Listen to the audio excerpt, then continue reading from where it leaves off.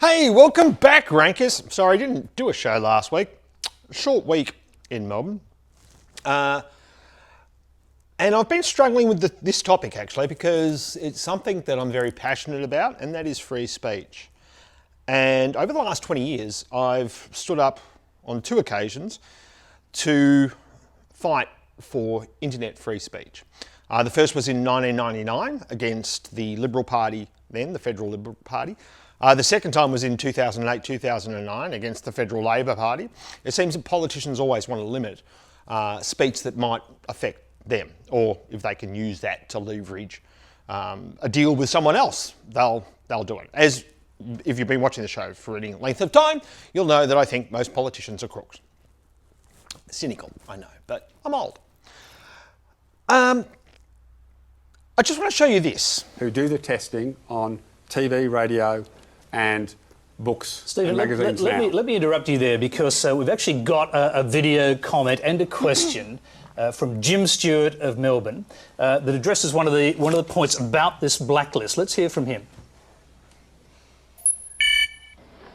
Senator Conroy, quick question for you. What makes you think your government can possibly censor the internet when the whole industry has told you it's a bit like trying to use chicken wire for a dam wall? To give you a quick example of that, WikiLeaks, this is a search on Google on for the word WikiLeaks over the last month. And just for the Australian pages, we find there are 11,200 pages talking about WikiLeaks in the last month.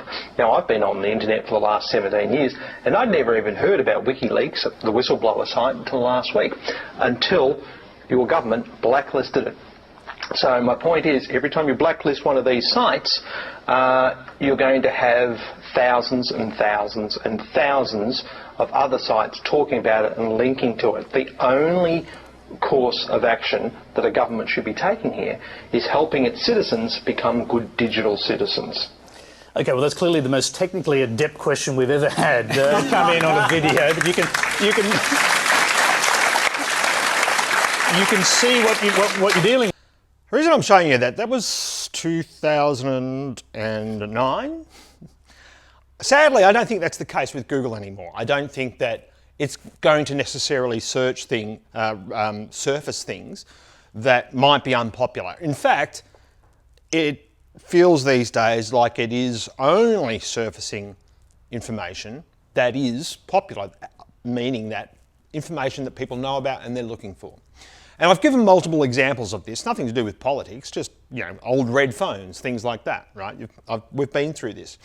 But then during the week, something really, really disturbing happened. And I've never seen this happen before online.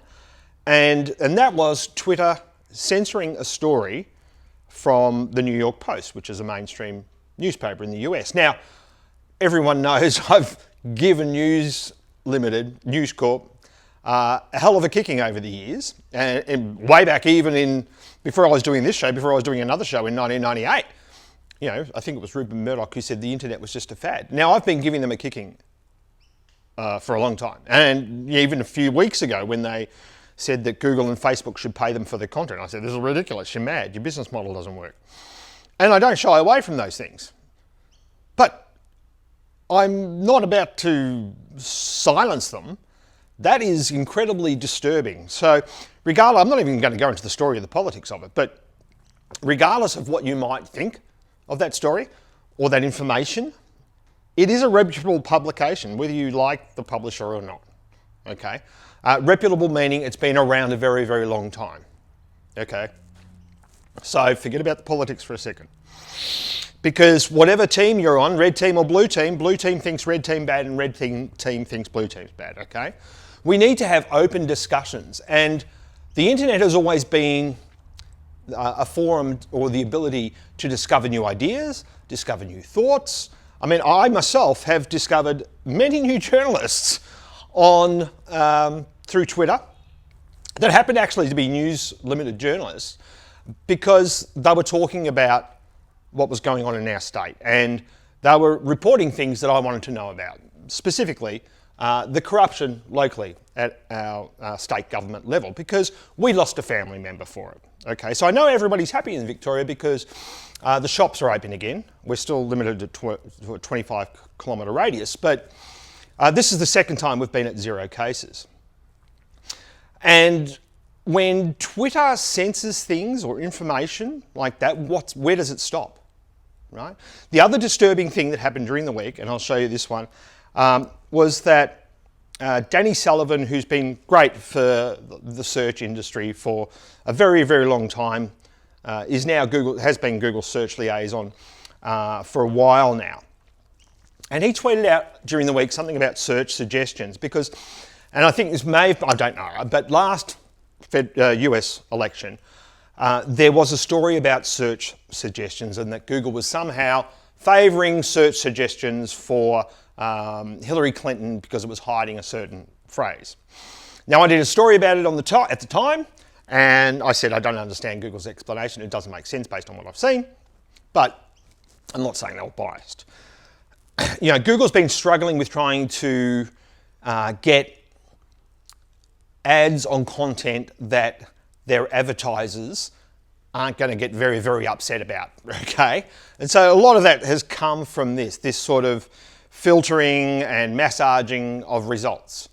And the search liaison said during the week, you know, one of the reasons why a search suggestion may not appear, even if it's popular, is because it might be dangerous. And I said at the time, can you define dangerous in that context, please? I didn't get a response. But during the week, I was on Google Trends. I'm on Google Trends 20 times a day. And I've just been researching what's happening with the US election. Because many of you know, last time I was predicted Trump based on the data I was seeing in Google Trends. And I saw a phrase which was, bad decisions, the Joe Biden story. And so what I did, I thought, I wonder what that's about. I'll go and have a look. It was trending at the time. And so I just went and did this search. I went, bad decisions, Joe. I thought, hang on, there's no suggested search. So I hit the back button. The suggested search is up till I put the. And I thought, well, why don't I just test every letter? Maybe this is normal not to have a suggested search for a particular sentence. But when you go through the alphabet like I did here, and you type in bad decisions, every letter except J gets a suggested search. And that did not make a lot of sense to me. And I'll go through all the way up to Z, and there are suggested searches for everything, but not the search I was looking for. Now, of course, you go to Bing, you go to DuckDuckGo, and you type in bad decisions, the only suggested search that I got, and maybe that's just me, was bad decisions, the Joe Biden story. Now, I've got no idea what it's about. I know it's a video, but that's it. That's all I know. And I know it's produced by Newsmax, and I don't know anything about that publisher. Obviously, they're probably a right-wing publisher because they're publishing something, presumably, damaging about the other side. So you can see here right up to Z, right? And then we go to DuckDuckGo. And we'll just wait for that to come up, but you can see it live. You can go and do the search yourself. I don't know if it's changed in Google. I haven't done it since I've done this. But I reached out again to Danny Sullivan, search liaison on Twitter, and I asked him, I said, well, what's going on here? Is this considered dangerous? Is that why it's not being shown as a suggested search in Google? And his response was, it probably has something to do with their election claims policy, which states we remove predictions that could be interpreted as claims for or against candidate or political party. It's very vague. I don't know. And I said, look, it just feels like a filter. Now, it could just be a filter gone bad. I'm not saying there's a deliberate act here to censor that story or that video, whatever it is. But I'm saying, well, you know, Danny said it could be part of this. So there is some sort of filter in place. So that's why I don't think when I said in that 10 years ago, you know, when you censor something, well, it just blows up and it's all over Google. You can go and find these things. That's not the case anymore. And then this week we had an AntiTrust case begin against Google. And I know a lot of people at Google, and they're awesome. The individuals are awesome. But we're in a very, very, very disturbing time now when a Twitter tech giant can immediately censor a major news outlet. Now, I've always said that, oh, well, it's their platform. They can do what they like. If you don't like it, move. The problem is that it becomes so big and it becomes such huge monopolies that they still have a lot of power, and they can wield that power in their favour to get the outcome, the political outcome. I'm not saying they are, but they could wield that power to get the political outcome that suits them. That's dangerous. So when people talk about antitrust, and back in when I was talking about the News Limited and ACCC versus Google and Facebook here in Australia, I did say there are plenty of reasons to complain about Google.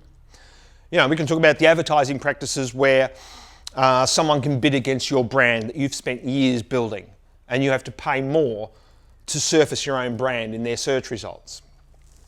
So there's just things like that. And News Limited said, well, Google should be broken up and we should have advertising and, you know, search. It's like, yeah, well, who takes the advertising piece, News Limited? Come on. Now we've also had this week, well, in the last 10 days anyway, organic shopping launch in Victoria, and launch in Australia. I'm Victoria focused, sorry, the last 6 months. And with that, there is it seems like a push for Google almost to become a marketplace where you pay from Google and you buy from Google and you never leave Google.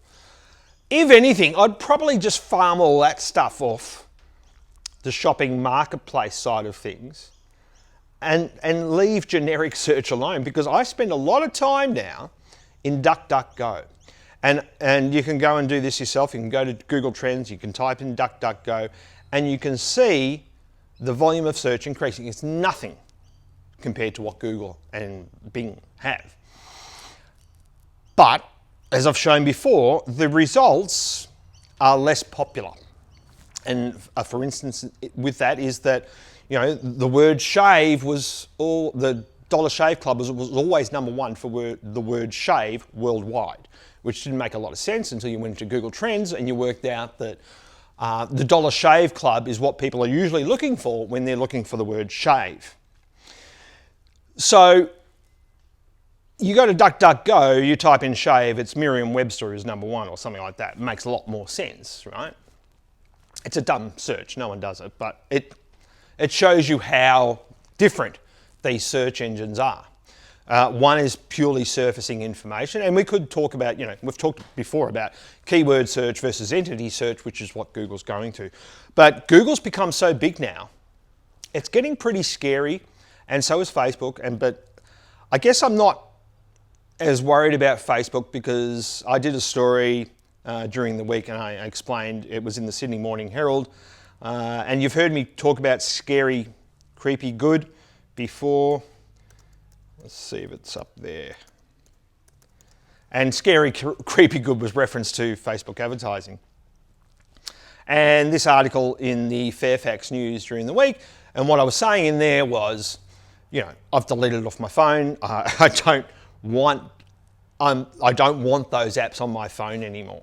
I will never get a Google Home. Sorry, Google, I will never get an Amazon Alexa. I'm not having them in my home. I'm not having more spying on me. I use a Brave browser. And I know what data is available, right? And what data we choose to give away to these platforms. And we're making them rich. And now, in turn, the content that we're getting back from them, or the information that we're getting back from them, tends to be filtered by them. It's their platform. They can do what they like, but where else can we go? And so with this antitrust case, I don't know how it's going to end up, and I don't presume to know how you can break up such a monolith, but I don't think having ad companies over here or an ad service over here and search over here, unless it's some open source, blockchain based, easy to use, we can protect our own privacy, And we should be protecting our own privacy, okay? So I use Brave browser a lot. I use Chrome for what I need it for work. And I still use Facebook on the desktop, but I only have it on one computer. Because as we know, if you've watched The Social Dilemma and other programs like that, you'll know it's set up for conflict. And that's not great for our society. And it's been demonstrated quite incredibly over the last 10 days. And I would encourage you, when you're researching anything, to not take a journalist's word for it, not take a major media publication word for it, but research yourself. Go and find the information that interests you and find the trust agents, as Chris Brogan once said, that mean something to you. Hopefully that's helpful. I know it's not necessarily about digital marketing, but the world is changing right now, and I'm very, very concerned about people being able to make an informed decision based on the information that they have available to them. So remember, just because it's #1 in Google doesn't mean it's the truth. Hopefully that's helpful, and we'll see you next week post-US election.